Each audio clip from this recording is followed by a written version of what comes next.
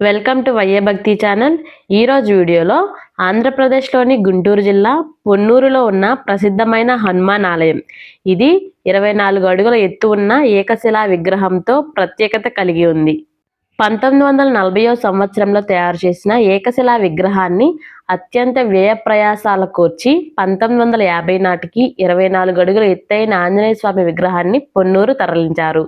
అయితే స్వామివారిని ప్రతిష్ఠించేందుకు అవసరమైన ద్రవ్యం లేకపోవడంతో 1969 వరకు స్వామివారి విగ్రహాన్ని బల్లపైనే ఉంచారు.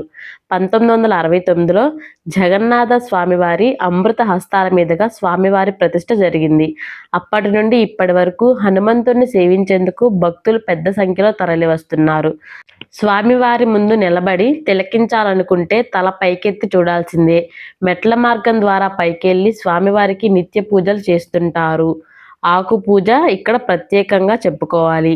మంగళవారం, శనివారం, ఆదివారాల్లో ఈ ఆకు పూజ చేసేందుకు పెద్ద ఎత్తున భక్తులు తరలివస్తారు.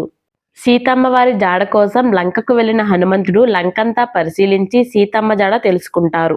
అయితే రావణాసురుడు స్వామిని బంధించే ప్రయత్నం చేయగా లంకకే నిప్పు పెట్టి వస్తాడు. రాముడి వద్దకు వచ్చి సీత జాడను వివరిస్తాడు. అంతటా సంతోషించిన రాముడు ఆగ్రహంతో ఉన్న ఆంజనేయుడిని తమలపాకులతో చేసిన దండ వేసి సత్కరిస్తాడు. ఆ తర్వాత ఆంజనేయుడు ఆగ్రహం చల్లారిందని పురాణాల ద్వారా తెలుస్తుంది. దీంతో స్వామివారికి ఆకుపూజ చేయిస్తే సకల శుభాలు కలుగుతాయని భక్తులందరి నమ్మకం. వీరాంజనేయ స్వామివారి ఆలయంలోనే 6 ఉప ఆలయాలు ఉన్నాయి. సహస్రలింగేశ్వర స్వామివారి ఆలయం, కాలభైరవ గుడి, దశావతారాల విష్ణుమూర్తి ఆలయం, స్వర్ణ వెంకటేశ్వర స్వామివారి దేవాలయంతో పాటు గరుత్మంతుడి గుడి కూడా ఇక్కడ ఉంది.